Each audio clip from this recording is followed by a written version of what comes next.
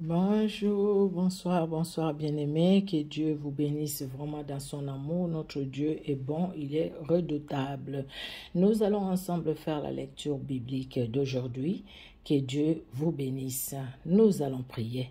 Nous te louons, Seigneur Dieu notre roi, pour ces moments que tu nous accordes, afin que nous puissions, Seigneur Dieu de gloire, faire la lecture de ta parole. Parle-nous, nous avons besoin de toi. Nous, comme Samuel, nous disons, Éternel, parle. Tes serviteurs, tes servantes t'écoutent. Que le nom de Jésus-Christ soit honoré dans nos cœurs et dans nos vies au travers de cette lecture biblique. Amen. Nous allons faire la lecture du 19 juin, Deutéronome 24, Ésaïe 51, les psaumes 137, Proverbe 17, verset 16. Nous commençons par Deutéronome au chapitre 24. Alors, Deutéronome 24, nous lisons au nom de Jésus-Christ de Nazareth. Lorsqu'un homme aura pris et épousé une femme qui viendrait à ne pas trouver grâce à ses yeux parce qu'il a été découvert en elle quelque chose de honteux, il écrira pour elle une lettre de divorce et après la lui avoir remise en main, il la renverra de sa maison. Elle sortira de chez lui, s'en ira et pourra devenir la femme d'un autre homme. Si ce dernier homme la prend en aversion, écrit pour elle une lettre de divorce et après la lui avoir remise en main, la renvoie de sa maison, ou bien si ce dernier homme qui l'a prise pour femme vient à mourir. Alors, le premier mari qui l'avait renvoyée ne pourra pas la reprendre pour femme après qu'elle a été souillée, car c'est une abomination devant l'Éternel, et tu ne chargeras point de péché le pays que l'Éternel ton Dieu te donne pour héritage. Lorsqu'un homme sera nouvellement marié, il n'ira point à l'armée et on ne lui imposera aucune charge. Il sera exempté, par raison de famille pendant 1 an, et il réjouira la femme qu'il a prise. On ne prendra point pour gage les 2 meules, ni la meule de dessus, car ce serait prendre pour gage la vie même. Si l'on trouve un homme qui ait dérobé l'un de ses frères, l'un de ses enfants d'Israël, qui en ait fait son esclave ou qui l'ait vendu, ces voleurs sera puni de mort. Tu ôteras ainsi les mâles du milieu de toi. Prends garde à la plaie de la lèpre, afin de bien observer et de faire tout ce que vous enseigneront les sacrificateurs, les Lévites. Vous aurez soin d'agir d'après les ordres que je leur ai donnés. Souviens-toi de ce que l'Éternel ton Dieu fit à Marie pendant la route lors de votre sortie d'Égypte. Si tu fais à ton prochain un prêt quelconque, tu n'entreras point dans sa maison pour te saisir de son gage. Tu resteras dehors, et celui à qui tu fais les prêts t'apportera les gages dehors. Si cet homme est pauvre, tu ne te coucheras point en retenant son gage. Oui, si cet homme est pauvre, tu ne te coucheras point en retenant son gage. Tu les lui rendras au coucher du soleil, afin qu'il couche dans son vêtement et qu'il te bénisse, et cela te sera imputé à justice devant l'Éternel ton Dieu. Tu n'opprimeras point les mercenaires pauvres et indigents, qu'il soit l'un de tes frères ou l'un des étrangers demeurant dans ton pays, dans tes portes. Tu lui donneras le salaire de sa journée avant le coucher du soleil, car il est pauvre, et il lui tarde de les recevoir. Sans cela, il crierait à l'Éternel contre toi. Pardon, je n'ai pas bien compris, je vais reprendre le verset 15. Tu lui donneras le salaire de sa journée avant le coucher du soleil, car il est pauvre, et il lui tarde de les recevoir. Sans cela, il crierait à l'Éternel contre toi, et tu te chargeras d'un péché. Oui. On ne fera point mourir les pères pour les enfants, et l'on ne fera point mourir les enfants pour les pères. On fera mourir chacun pour son péché. Tu ne porteras point atteinte aux droits de l'étranger et de l'orphelin, et tu ne prendras point en gage les vêtements de la veuve. Tu te souviendras que tu as été esclave en Égypte et que l'Éternel ton Dieu t'a racheté. C'est pourquoi je te donne ces commandements à mettre en pratique. Quand tu moissonneras ton champ et que tu auras oublié une gerbe dans les champs, tu ne retourneras point la prendre. Elle sera pour l'étranger, pour l'orphelin et pour la veuve, afin que l'Éternel ton Dieu te bénisse dans tous les travails de tes mains. Quand tu secoueras tes oliviers, tu ne cueilleras point ensuite les fruits restés aux branches. Ils seront pour l'étranger, pour l'orphelin et pour la veuve. Quand tu vendageras ta vigne, tu ne cueilleras point ensuite les grappes qui y seront restées. Elles seront pour l'étranger, pour l'orphelin et pour la veuve. Tu te souviendras que tu as été esclave dans les pays d'Égypte. C'est pourquoi je te donne ces commandements à mettre en pratique. Alléluia, alléluia, que Dieu bénisse sa parole. Que Dieu soit glorifié. Le verset 16 que moi j'ai surligné, on ne fera point mourir les pères pour les enfants et l'on ne fera point mourir les enfants pour les pères. On fera mourir chacun pour son péché. Alléluia. Dieu nous donne sa parole, il nous instruit, afin que nous puissions obéir à cette parole et que nous puissions vivre selon elle. Parce que la parole de Dieu, c'est la vie. Les psaumes, Ésaïe 51. Nous allons lire Ésaïe 51 au nom de Jésus-Christ. Écoutez-moi, vous qui poursuivez la justice, qui cherchez l'Éternel. Portez les regards sur les rochers d'où vous avez été taillés, sur le creux de la fosse d'où vous avez été tirés. Portez les regards sur Abraham, votre père, et sur Sarah, qui vous a enfanté, car lui seul, je l'ai appelé, je l'ai béni et multiplié. Ainsi l'Éternel a pitié des Sion, il a pitié de toutes les ruines, il rendra son désert semblable à un Éden et sa terre aride à un jardin de l'Éternel. La joie et l'allégresse se trouveront au milieu d'elle, des actions de grâce et les chants des cantiques.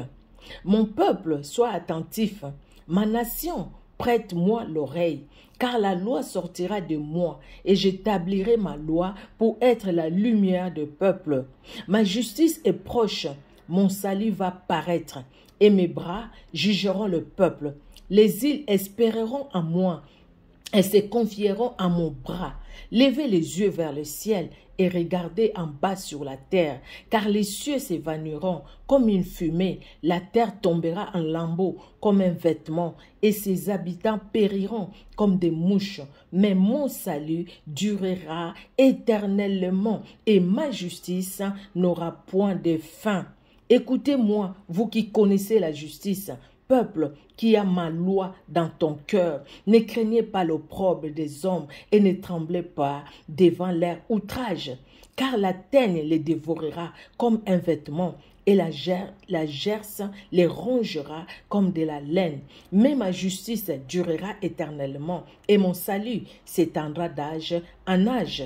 Réveille-toi, réveille-toi, réveille-toi de force, bras de l'Éternel. Réveille-toi comme au jour d'autrefois, dans les anciens âges. N'est-ce pas toi qui as bâti l'Égypte, qui transperça les monstres? N'est-ce pas toi qui mis à sec la mer, les eaux du grand abîme, qui fraya dans les profondeurs de la mer un chemin pour le passage des rachetés? Ainsi les rachetés de l'Éternel retourneront, ils iront à Sion, avec chant de triomphe, et une joie éternelle couronnera leur tête. L'allégresse et la joie s'approcheront. La douleur et les gémissements s'enfuiront. Alléluia. L'allégresse et la joie s'approcheront, la douleur et les gémissements s'enfuiront. C'est moi qui vous console. Qui es-tu pour avoir peur de l'homme mortel et du fils de l'homme pareil à l'herbe? Et tu oublierais l'Éternel qui t'a fait, qui a étendu les cieux et fondé la terre, et tu tremblerais incessamment tous les jours devant la colère de l'oppresseur, parce qu'il cherche à détruire. Où donc est la colère de l'oppresseur? Bientôt celui qui est courbé sous le fer sera délivré. Il ne mourra pas, dans la fosse et son pain ne lui manquera pas. Je suis l'Éternel ton Dieu qui soulève la mer et fait mi-jour ses flots. L'Éternel des armées est son nom. Je mets mes paroles dans ta bouche, je te couvre de l'ombre de ma main pour étendre de nouveaux cieux et fonder une nouvelle terre, et pour dire à Sion, tu es mon peuple. Réveille-toi, réveille-toi, lève-toi, Jérusalem, qui a bu de la main de l'Éternel la coupe de sa colère, qui a bu, sucé jusqu'à la lie, la coupe d'étourdissement. Il n'y en a aucun pour la conduite de tous les fils qu'elle a enfantés. Il n'y en a aucun pour la prendre par la main de tous les fils qu'elle a élevés. Ces deux choses te sont arrivées. Qui te plaindra? Les ravages et la ruine, la famine et l'épée. Qui suis-je pour te consoler? Tes fils en défaillance jussaient à tous les coins des rues, comme les cerfs dans un filet, chargés de la colère de l'Éternel, des menaces de ton Dieu. C'est pourquoi, écoute ceci, malheureuse, ivre, mais non de vin. Ainsi parle ton Seigneur, l'Éternel ton Dieu, qui défend son peuple. Voici, je prends de ta main la coupe d'étourdissement, la coupe de ma colère, tu ne la boiras plus. Alléluia. Je la mettrai dans la main de tes oppresseurs, qui te disaient, courbe-toi et nous passerons. Tu faisais alors de ton dos comme une terre, comme une rue pour les passants. Alléluia. Dieu est Dieu, celui qui change nos situations, bien-aimés.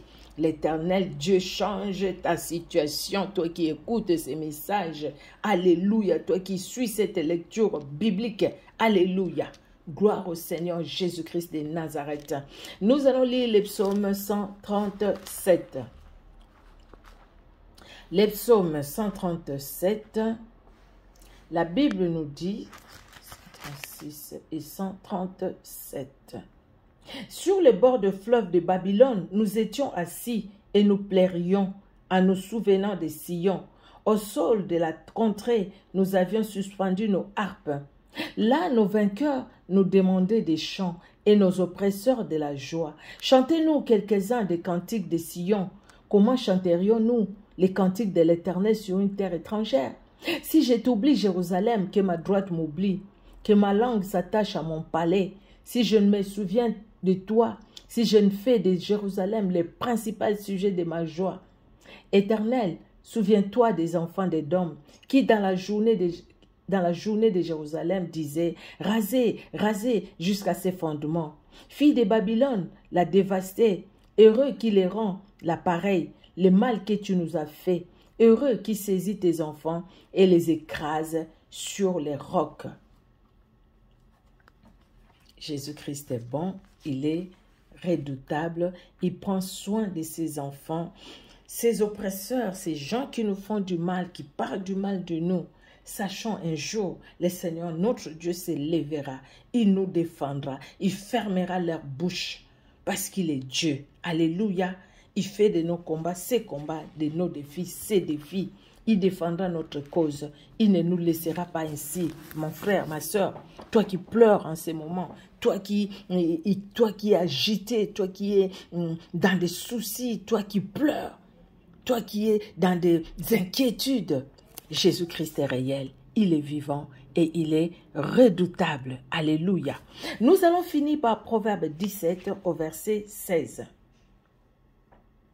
17-16, la Bible dit, « À quoi sert l'argent dans la main de l'insensé? À acheter la sagesse, mais il n'a point de sens. » Il n'a point de sens, l'insensé. La sagesse vient de Dieu. La crainte de l'Éternel, le commencement de la sagesse. Demandons à Dieu la sagesse comme Salomon l'a fait et Dieu lui a donné la sagesse afin de marcher selon le Saint-Esprit. Bien-aimés, quand nous suivons la voie du Saint-Esprit, nous marchons dans la sagesse parce que le Saint-Esprit en nous donne de l'intelligence et de la sagesse. Que Dieu vous bénisse, bien-aimés. On se donne rendez-vous demain pour la lecture de demain. Soyez richement bénis. Nous allons prier. Merci Seigneur Dieu de gloire pour ce court moment que tu nous as donné afin que nous puissions lire ta parole. Bénis cette parole dans nos cœurs et merci pour toute personne, Seigneur, qui va suivre cette lecture biblique. Bénis, Seigneur, ses frères, bénis cette sœur, bénis sa famille, bénis nos familles et tends ta main puissante, Seigneur, dans la vie de toutes mes sœurs qui ont accepté aussi de faire la lecture biblique avec moi. Donne les bénir, éternel Dieu de gloire. Au nom de Jésus-Christ que nous avons prié. Amen. Amen, amen, amen. Que Dieu vous bénisse. Au revoir.